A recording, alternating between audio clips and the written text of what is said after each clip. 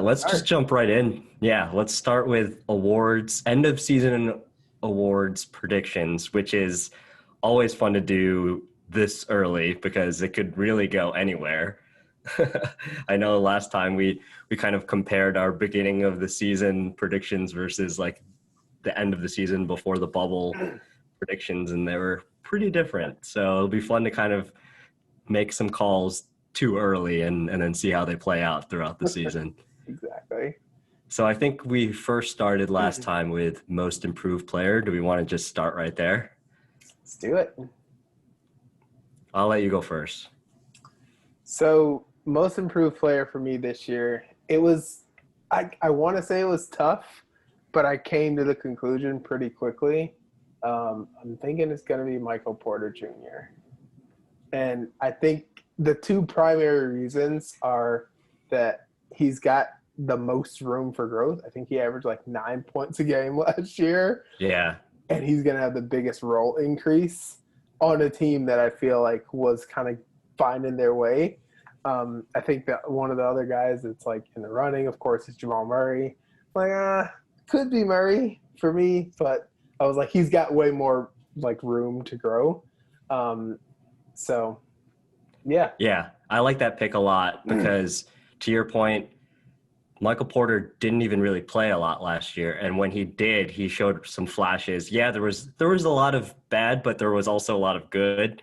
And so I think that will improve with more play time and with more reps and just more experience. So I can definitely see like if they give him a bigger role, if they give him more minutes, he's gonna get over some of those, like flaws in his game. And I could definitely see him taking a pretty big leap. And I like that you mentioned Jamal because if you remember, he was my pick last year at the beginning of Yeah. the season and I do think he made a huge jump last year. So that's also why I also can't see him.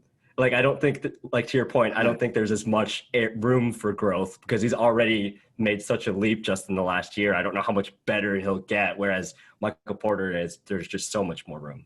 It also makes me wonder with Jamal too, like, are people gonna have the playoffs, his performance in the playoffs in mind and count that against him? Like, oh no, you're starting from where you were in the playoffs. Because like Right. if we Yeah. counted the Yeah. playoffs, he still won most improved player if we Yeah. had Yeah. Kingdom. But like, can he do So that throughout a whole season? If yeah, he can, like then that's yeah, that's where the maybe. bar will be for him. Like, oh, we're just expecting 25 a game for you. So Totally. Totally. So who you got? I had two names that came to mind. I'll start with the first and actually have kind of a connecting piece too. So my pick is DeAndre Ayton, and it's largely because the fact that CP3 is now on the Phoenix Suns. I think that he's gonna show flashes of that classic Lob City Clippers team. Oh yeah. He's going to play the role of the other DeAndre Jordan, but he can also kind of play that role of Blake Griffin. I think he has that athleticism. He has more to his game than a DeAndre Jordan. I feel like he doesn't. I won't say he's like a great shooter, but I think that that's the key that is gonna like elevate him to the next level. If he can consistently or be more efficient with like a mid-range jump shot, if he could add like the pick and pop, I think he's like a really good pick and roll player. I think that's gonna be great for him. If he could add that pick and pop, if he can, he doesn't even have to be like a competent or like a good 3-point shooter. I think if he could make some open ones, he's gonna be enough of a threat that will open up the offense for the Suns and other shooters, like Devin Booker and stuff. So I think he's just gonna flourish with playing with CP3, which we've Yeah. seen happen King with of a the lot of pick and players. roll, man. King of the pick and roll. I think he's really gonna thrive in that role. And the other name that came to mind that was more of a runner up to me, again, the connecting piece is CP3 because I was thinking SGA on Yeah. the Thunder. Now that CP's gone, I feel like SGA is going to have to take a much bigger role. He's basically their guy now. And he's learned so much from his, previous mentor, CP3. And I think he's going to add a lot of those elements that he learned from CP into his game. The two things that I think might be detriments as to why I didn't pick him. One is the fact that he's he's in OKC, and they're kind of in a rebuild right now. I mean, they gutted their team basically. Like everyone's gone. Steven Adams gone. Chris Paul's gone. So they're probably not going to be very good. And then the other piece too is kind of what we were like talking about with Jamal. I feel like last year SGA probably had maybe a case to be most improved, because he went from his rookie year on the Clippers not really having that big of a role. I think he averaged like 10 points a game, and then he jumped to like almost 20 points a game last year when he was playing with CP. So I think he already had a pretty big leap, so it might be hard for him to kind of take that next step again. So that's kind of why I leaned more towards Ayton. Yeah, SGA was my third runner-up. Yeah. And I guess for similar reasons, I'm not sure how much he's gonna, like, he doesn't have enough guys around him. Exactly. Yeah. And so it's just like they're gonna focus his attention on him, and it's just a lot harder to have like most improved player stats in that capacity too. So very true. I think it's kind of a decent segue to if you think it is, to who we think will be a first-time All-Star for this year.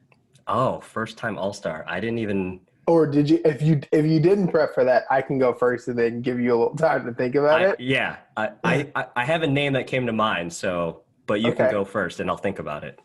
So the reason I said it was a good segue is because my first-time All-Star pick was DeAndre Ayton. And pretty much for all the reasons you just said, like CP3 he just makes a huge difference for bigs. And like, I think they're going to come out in the season, at least, I think, like riding that 8-game win streak bubble high of like, hey, we can be better. And then they made the move to get CP3. So I think they're going to come out feeling themselves a little bit, as long as Aiden can stay healthy. I think he's got a really good chance at it. And then the other thing I was looking at was like, who are the other centers that he's competing against that spot for in the West? And I was like, there's not a lot of guys. And if Aiden's young, he's got room to grow. So he felt like a good kind of pick. Yeah, not to turn this into a DeAndre Ayton podcast, but I have a couple of other points there too that I was just thinking about. Like you said, I think part of it is the carryover from the bubble performance. I feel like they really proved that they can be a relevant team. Like they made a really good run in the bubble to potentially make the playoffs. So adding more pieces is just going to make them more relevant and more hungry to like get that playoff spot. The other piece that I think is huge with DeAndre is the fact that, you know, he was the number one pick. Like, let's not forget, he was the number one pick in a draft that had Luka Doncic and Trae Young. And so he's going to have this chip on his shoulder, and he's going to continue to have this chip on his shoulder, because people are like, why would you pick a center, this guy who's, you know, hasn't quite proved himself yet, over these two guys that are already all-stars, already like potential superstars that are carrying their teams to success. So I think he has that. He has that in the back of his mind, and I feel like he wants to prove himself that he was worthy. You know, maybe he's not going to prove himself that he was worthy of being better than either of those two guys, but I think that, you know, he's going to want to show there's a reason why the Suns were interested in me and picked me at number one. It does make you. It's an interesting point, because I'm like, what would the Phoenix Suns roster even look like if they had Trae Young or Luka Doncic? Like, what would that even, like, how would that work? But I mean, it'd be good either way. But yeah, it'd be good. But yeah, would it work? So, you know, it goes back to the whole idea of like, how are you drafting? Is it for fit? Or are you just getting the best player? Are you going to like build for your future? I mean, and we'll talk about this more with our hypothetical with like, who do you want to build around? But like, yeah, that was the question that the Suns had. Do we want to get a big guy? Like, do we want to build around Booker, or do we want to just like get whoever's best available? So it'll be interesting. So I think we have high hopes for the Suns, basically. Yeah. My pick for first-time All-Star is going to be a repeat from last year, and I was going to try to avoid my Bulls bias, but I'm just going to dive right into it and say Zach LaVine again, because I think he's due. And again, preseason means nothing. I get it. But as someone who watches a lot of Bulls games, I was starting to see some more drive in Zach on the defensive end. I'm not going to jump and say he's like going to become a lockdown defender by any means. But I think that part of his game, he's definitely focusing a lot more on, at least enough to be like competent and not a liability in matchups. And then the other piece is like, I don't know. I think he's just if he can average like almost 30 points a game, which he already kind of did last year. And if he can be like, if the Bulls can be a decent team and he's like in the top like 5 of like overall points per game, I think he makes a pretty good case. And I think he should have been an all-star last year, to be honest. So I'm going to just go ahead and say he's got to make it this year. Do you recall who you would have bumped for him? Probably Kemba Walker, probably. Yeah, maybe. I think Kemba did make it. I'd have to look back, but I think it was Kemba, and I think they had like pretty similar, or maybe it was Bradley Beal. One of those guys. I feel like he had pretty similar numbers too. Yeah. I'm hoping. I'm just gonna say I hope you're right. The Bulls have a long odds in my mind. I like squeeze into the 8 seed. And a lot of that depends on, ironically, Patrick Williams, like how well that second unit can play. Yeah. So we'll see how that rolls. Where do we want to go next in terms of? I was thinking 6-man. 6-man. Let's do it. All right. I'll kick it off. I'm going with Jordan Clarkson.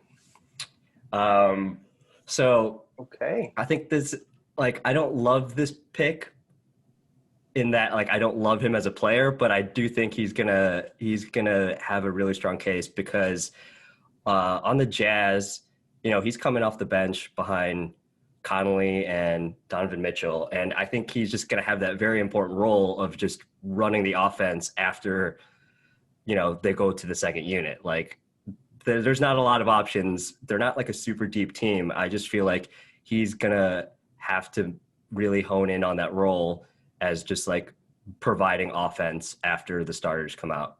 And he, as you know, is just like, he's not afraid to shoot. And I don't know if this is a stretch to say this is partly attributed to the short time he had like playing with Kobe, but I think like when the ball's in that guy's hands, he's going to shoot it. And I think that the role that he's in, it's important for him to do that. He's going to get the green light to be like, all right, yeah, if we need buckets, so go ahead, like we need it. So that's my pick, Jordan Clarkson. Nice. I didn't want to pick this guy, if I'm being perfectly honest, because I feel like literally he's been the pick, or he's actually been the 6th man of the year for forever. But I went with Lou Williams again. Can't go wrong. Like, I would have picked Schroeder because he was I picked the second half of the season, like once we kind of did our restart picks. But Schroeder's going to be a starter next year. Yeah, exactly. So he can't win 6th man of the year. Nope. And the other guy who filled a lot of the points for Lou Williams is like on the Lakers now with Montrez. So they're going to need even more from Lou Williams than they did last year. So, like, although he was revealed to be kind of a liability sometimes, especially defensively in the playoffs. Oh, yeah. I think he's just going to be the dude that they have to go to for scoring, especially when Kawhi and or PG wants another night off. So Lou will be out there doing what he always does. So kind of had to go with Lou again. I don't want him to win it. But no, I mean, it's a safe bet. It's a safe bet. Like, who was it? Jamal Crawford, I feel like back in the day, like won it multiple times. I think Lou Will has already won it multiple times, but he's going to keep winning it. And he's going to keep, I mean, like, I picked Clarkson thinking that he's going to have kind of that same role that Lou Will always has. It's just like a guard that comes in and just scores buckets off the bench. Like, you need that guy in the second unit. Yeah. So I think that works. My other consideration, Tyler Hero. I think that's Yeah. a I think I mean as a rookie last year he was insane. So I think he's just gonna get better. So I can see him really honing in on that role and also being that guy who's just like a walking bucket off the bench. Yeah, I could see that too. Um, is Duncan Robinson was the starter in the playoffs all last year, right? Yeah, and actually Hero I think started a lot in the playoffs last Yeah, year. So I'm saying that assuming I know that what the rotation's gonna be. I don't. I because in the yeah. regular season last year I think Kendrick Nunn started a lot, but Oh yeah, I, but that I was don't. after Dragic got hurt. Right. So then I don't know too. Is Yeah, Dragic gonna start? I don't. So yeah, if Hero starts, obviously that pick doesn't make sense. But yeah. I can That's a see good him. runner-up though. Yeah, I can see him in that role. In terms of other, I guess that's a pretty decent segue to potentially Rookie of the Year. We can do Rookie of the Year. We can do Defensive Player of the Year Let's next. do Rookie of the Year first. Yeah, And this is hard because I feel like you and I both one don't follow a lot of college, and even more so this season because there was no March Madness. It's just like yeah. I didn't really know what was going on with this draft. I am picking Killian Hayes from the Pistons, and you're laughing because you probably have some of the same reasons or like know some of the reasons why I'll say this, and one of them is our boy KOC at the Ringer. The fact Yep. that he had him number one on the draft board. People probably thought he was crazy. I just have a lot of confidence in KOC's knowledge of up and coming players and the draft. And then I think just thinking about the situation that he's in. So he's on the Pistons, who are our trash team. So I think it could go one of two ways. Like one, that could be a detriment because they're a trash team. They're not going to be relevant and they're not going to get like national televised games. So no one's really going to be paying attention to them. But at the same time, too, I think because they're trash and they're kind of trying to figure out their team right now, they're going to be pretty quick to just give him the keys and just be like, do you like just take over this Yeah. team? Dude, I had the same selection actually, um, partially because of Kevin O'Connor, but I also did a little bit of research because I was like, who like Anthony Edwards has looked shaky in the preseason, but again, don't know nearly enough. He was my second place. Like he seems like he has the most NBA ready type of game. But when I was kind of researching it, I was like, it doesn't even look like he's gonna start this year. And I was Yeah. like, wait, so he's the number one pick, but they probably aren't gonna start him.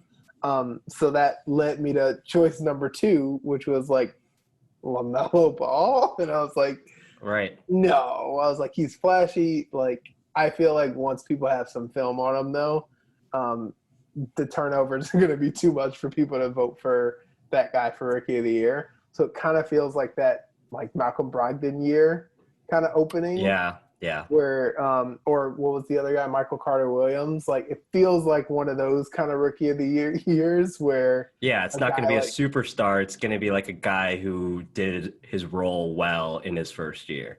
yeah, and Killian Hayes' role looks like it's going to be you are the playmaker, operator, like get your feet wet. Like we're throwing you straight into the deep end to Yeah, throw some lobs to Blake and right. figure out how to make us. So it feels like a long shot just because I'm like, I've watched a total of 3 minutes on YouTube of this dude playing ever. So I'm like, Yeah, okay, guess we'll see what he's made of. yeah. I'm on a similar boat, and to the point of like the Detroit Pistons right now. I mean, I had to just kind of like quickly look at their roster and think about it because, you mentioned Blake Griffin. Is he their best player right now, or at least like before Killian's coming in? And then like D Rose, like that team would be good if it was like 2011, Yeah, but those dudes, I hate to say it, are like well past their prime. And like how often are they even on the court? Like they're both just so injury prone that I don't have a lot of confidence that they're going to even play a full season, either of them. But to my point with D Rose, I think he's at this point of his career where, yeah, he can still get buckets, but I think he realizes that he's more of like a role player and he can become like a mentor to Killian Yeah. Hayes. Like, I think that maybe this is an opportunity for him to kind of like take a new guard coming into the league under his wing. I mean, D Rose has so much experience; he's seen it all. So that's not a bad mentor to have, in my opinion. Yeah. Yeah. So best of luck to Killian out in Detroit. Yeah, maybe we'll catch a Pistons game on League Pass Yeah, just to I see was how he's like, doing. where Because do I when even else? watch this dude? Right. I'm like, we're not gonna watch Pistons games. They're not gonna be on TNT or ESPN like ever, really. Why Yeah, would like, they? will they flex him to like an ESPN game? Like, if he's looking really good? I don't Maybe. know. So, Maybe. Did they do that with Ja last year? Like, not really. Not until the end, I feel yeah, it like. was literally like the end of the year, and it was probably like when they were playing Zion or something. Right. Zion So was it hurt. could be one of those situations. But hey, like the Grizzlies made a run to almost be in the playoffs. So Yeah, if that happens with the Pistons somehow, then maybe he'll get more attention. But I agree with you. I don't think it's going to be like to the point where this rookie is going to be a potential all-star. It's just going to be like, who is the best of this class? yeah. All right. Next up, we can do Defensive Player of the Year, Coach of the Year. Let's do Coach of the Year. Yeah, let's do a quick pivot to Coach of the Year. Yeah, I won't have like too much to say here, so we might as well just talk about it. And Yeah, I'm gonna give more love to the Suns again, and I'm gonna say Monty Williams.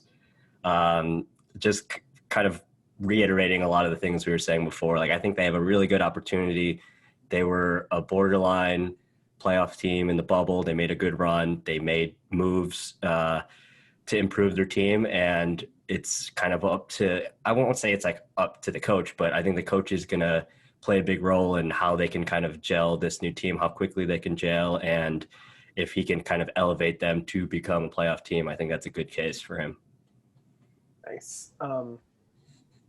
My runner-up was Stan Van Gundy in New Orleans, and like for all the reasons that it would just be cool to have Stan Van Gundy win it. Ultimately, like, you got to win more games than I think they're gonna win, especially having lost Drew Holiday. Yeah. Like, I feel like the team itself is gonna take like a half step back and then like a step forward. So I feel like they'll be better, especially like with Zion actually playing Right. hopefully the whole season. Hopefully a full season. But that said, I I felt almost obligated to give it to Steve Nash of the Brooklyn Nets. And I think it's in part because like they've got a really deep roster. They've got KD, they've got Kyrie.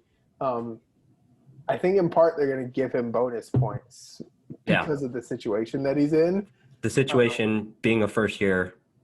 Yeah, first year head coach, period, like has ever coached before, coaching this team with that pressure in this environment. Like, all of those are going to be like, if you do a decent enough job, then we're going to give you Coach of the Year. And I think also, like, if you the media really loves giving awards to Steve Nash, if you recall.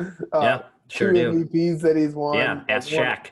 Yeah, so I think they've got a lot of affinity for Steve Nash, which is well deserved in a lot of ways. But I think they'll find a reason to give it to Steve, if possible. And there will likely be backlash if he gets it, but it would be well deserved for men. He's the favorite. I just like for fun looked at like the Vegas odds of some of these awards, and he was literally I was like shocked. He was the favorite for Coach of the Year, and I was like, wow, coming in first year coach, like zero experience, and he's like the favorite. But all the reasons that you said. I mean, it's the situation he's in. He's gonna have to manage some egos and some drama probably. But like if they do gel and are a top team in the East, which is not that hard to do.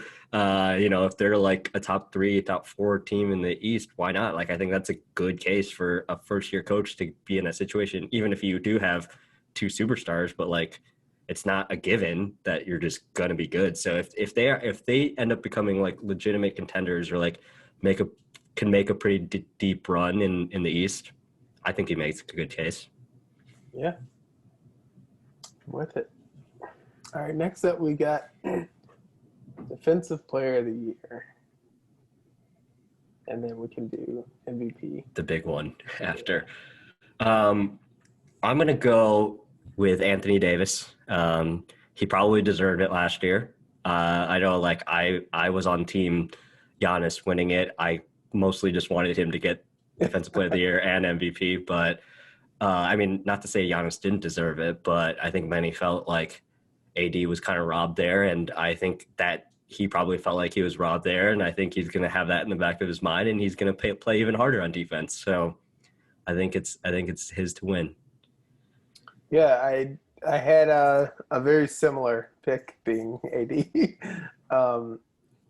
in part because I can't see them giving it to Giannis twice, and I think it's going to be a little harder for Giannis on defense, honestly, this year.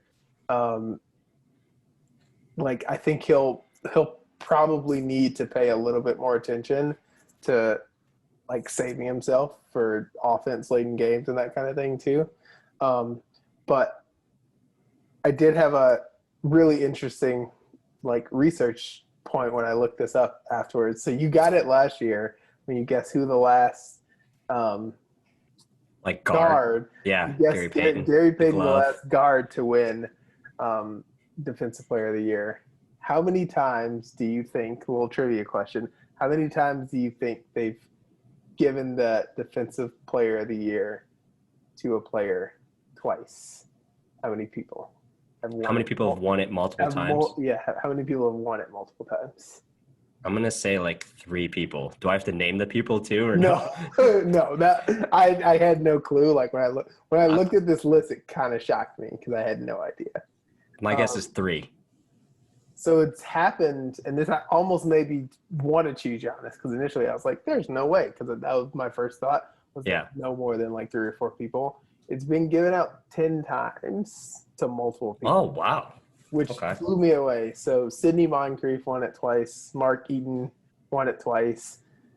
Wouldn't have gotten either of those for any times, to be honest. Rodman won it twice. I was just gonna guess Rodman. Dang. Hakeem won it twice.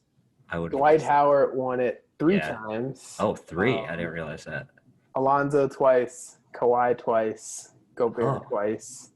And then both Ben Wallace and Dikembe Mutombo are tied for winning it 4 times. Oh, wow. Like, 4 times. I like blanked out on the whole 2000 to 2010 era. I was like, I forgot Ben Wallace like every year. Like one of those 2 guys. So 10 times it's happened. And so it's possible that, and a lot of times it's like back to back because like they're just having a good switch.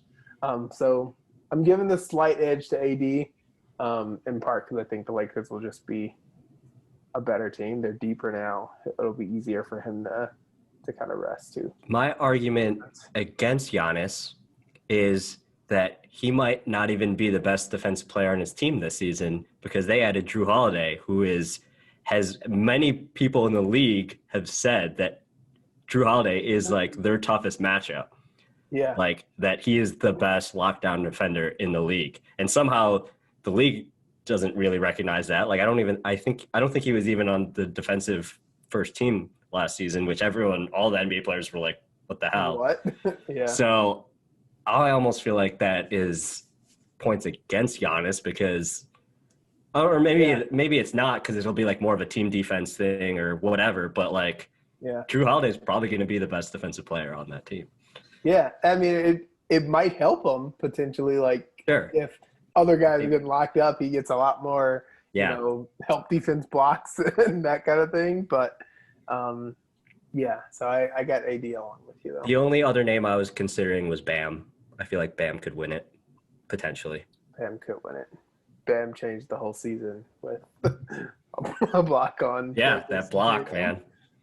Jason Tatum's gone out with 2 hands all playoffs long. Right? No. Yeah, you got to. Okay. Do we want to do, I forget, first team All NBA? Are we doing that this time Oh, around, or do you just want to do awards, yeah, or let's do just you stick. just want to do MVP rather? Let's just do MVP because I didn't really prepare for first Yeah, team. and I could probably make it up on the spot, but it literally wasn't. I think I swapped out one player from the same thing I had last year, so yeah. uh, I don't think it'll change all that much. Um, MVP, and then we can do some finals predictions. All right, why don't you kick us off for MVP? Uh, MVP. This is one of those years where it kind of feels like, and I think in part it's probably because I just listened to Mark Cuban on Simmons Pod. It kind of feels like the Luka year. Um, After the Clippers series, like it kind of felt like the league is like ready to crown the next guy. And one of the things we're going to talk about later is the whole Giannis thing and like who might that next guy be. Um, but I feel like the league is just kind of ready to like hand it over to him. I think it's gonna be a little tougher for them this year. Um, the team itself, I think, got an inch worse potentially with Seth leaving, Yeah. which will in a lot of ways be room for Luka to like spread his wings. Hmm. So it kind of feels like he's ready to take that leap. I'd be very curious. I haven't watched any Mavs preseason games. I'd be very curious to see how in shape or like prepared he is after this like wonky off season. Um, it'll be interesting to see, but I think this might end up being Luka's year. I could see the Mavs as a top 5 seed potentially. As crazy as that might sound, given the strength of their roster, but yeah, I think this is Luka's year. Yeah, I 100% agree. That is also my pick. I'm going with Luka for MVP. I'm here for it. I love watching him. He's insane. He's the fact that he's doing the things that he's doing so quickly, I think is just like I think the hype for him was already there and he's like already exceeding it, which is like insane. Like I think that there was everyone was just like talking him up so much, and I know I was skeptical because I was just like, how good is this kid really? And then the fact that I mean, we already saw it his rookie year, but last season in the bubble, just the things that he was doing, the numbers he was putting up, the leadership, the confidence he has, is just like, okay, this kid's ready. Like that was his second year and he's doing that shit. And it's like it's so funny how much people like to like compare his game to Harden. I see it, but I also like just don't want to like put him in that box because he is a different player. I understand the similarities, but also like Harden wasn't doing this stuff his second and third year in the league. So like I feel like he's gonna quickly surpass Harden if he continues to go through this trajectory. Like that's crazy. Like Harden wasn't doing this his second and third year in the league, and Luka is doing those things that Harden's doing now. So Yeah, I don't know. I'm all in for Luka. I would love for him to win MVP, and winning MVP in your third year, pretty damn impressive. yeah, and to the point about Harden, Luka doesn't have a whole offense designed for him to like hang around with just like shooters Yeah, standing around him to create the way he does. And as crazy as it sounds, like when we look at like random photos of Sing Harden right now, like he's not as athletic in terms of like being in when Harden's in shape. Like he's not as athletic either. So it's not even the like speed or quickness. It's just like savvy. So yeah, once he figures out that part of the NBA grind, like sky's the limit for that dude. So yeah. And to your point earlier, I think the biggest question mark or thing that can put either Luka either over the edge or like make a good case or not is just how good the Mavericks are because we've talked about it. It's like you can't really be MVP. I mean, you can, but like your team needs to be a winning team. I feel like it's harder to make a case for someone to be MVP if your team is like, a 7 seed or like maybe not even making the playoffs or like a borderline playoff team. I feel like Westbrook probably did it one year when OKC was like maybe a 7 seed, but he was also averaging a triple double. But like, that's my point, is just like how good are the Mavericks going to be, and how good they are can either elevate him or like put votes towards someone else that's like on a legit contending team, like the Lakers or the Clippers or something. Yeah. All right. I think Should we just segue in, since we're talking about Luka? Should we segue to the conversation topic, or did you have something else in mind? Yeah, let's do it. So this is kind of a question stolen straight up from I think it was the Simmons, Obama, Bakari Sellers conversation. If you were building a franchise and you had a choice of one of these three guys, who do you choose? Giannis, Luka, or Zion? Who you got? Yeah, I mean, I don't want to just like repeat everything I just said, but I basically can, because I'm picking Luka here.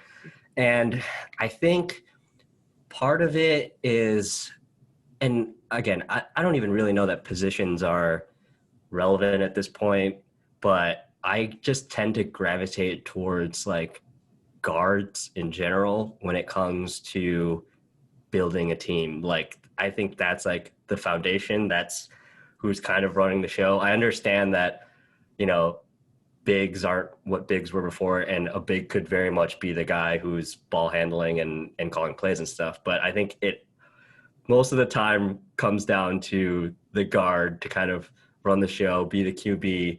And so Luka is not only, I mean, like, is he a guard? Yeah, he's a guard, but he can also kind of be a forward. So like, that's what's awesome about Luka, is that he's got so much versatility, because he can very much be just like a straight point guard, but he's got the size and like the strength to play against bigger guys and kind of be a forward. And I think what it also comes down to, and we talk about this all the time, is like jump shots. It's like, and Obama kind of brought this up too when he was answering the question. It's like, if Giannis gets a mid-range, I think we could say the same about Zion. Like, I don't think we've seen him as a proven shooter, which I don't necessarily think he like has to really be like, a 3-point threat or anything like that. But I think that there's a lot of room for him to develop some kind of jump hook or like a mid-range or whatever.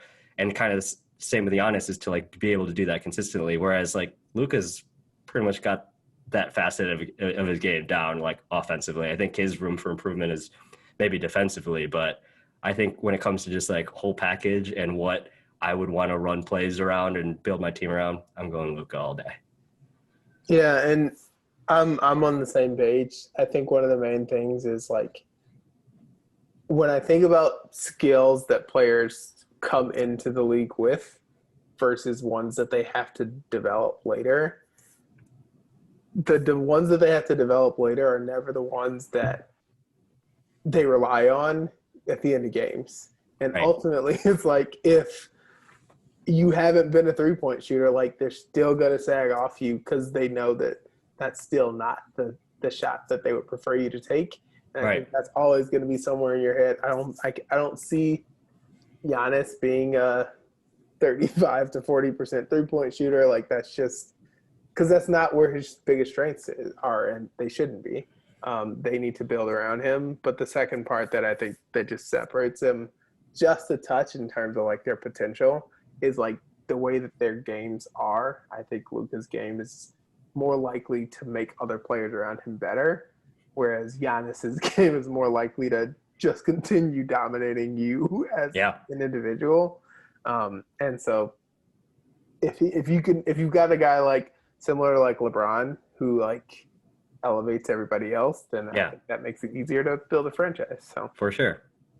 Yeah, we're on the same page there. And let me be clear that this is not a knock on like Giannis or Zion. Like, I don't think they're bad players by any means. I think Luka's just that good and like just kind of fits the mold of what I personally would look for like building a team around. Like I said, it's like Yeah. that more of that guard position, and like you said, more of getting the teammates involved around you, not just like being a dominant player, which it has its own value. If that's what you want and that's what you're looking for, it's just like I just want someone put the ball in his hands. He's going to destroy you and dominate, get to the rim and dunk on your face. Like Giannis and Zion can both do that. So it's you can't go wrong. There's not like a wrong answer.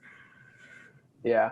I'm super curious to see how Zion evolves because I'm like, I didn't watch him a ton in college. It was mostly just like crazy dunk highlights that I saw. Um, but yeah, it'll be interesting seeing how his game in general evolves Yeah. because I'm like, I just know that he gets offensive rebounds really, really Oh well. yeah. So that was And I something can't I was thinking about too because I know we were talking most improved player, and I think it should just be like a rule to not give most improved player to like a second year player, because it's like when you're a rookie and you go to your second year, it's kind of like you should improve. Like there's going to be improvement. So I would say like that shouldn't even be in consideration, but I know that's not an actual rule. So I can see there maybe being a case where like Zion plays the full Oh season this year yeah. and he's like Goodness. insanely good, all-star, maybe even like MVP conversation, that they can be like, oh, maybe we should give it to him because of the improvement year over year. So I wouldn't be like Good super point. mad about it. I just don't think you should do that. Like I don't think you should give it to a second year player. But just thinking about what he's gonna do if he can stay healthy and just like consistently do what we already saw him kind of do in flashes, he's gonna be he's gonna be real nice. Yeah. I'll, when possible, definitely be watching my fair share of Pelicans games this year. Oh yeah, and support our guy JJ. Yeah.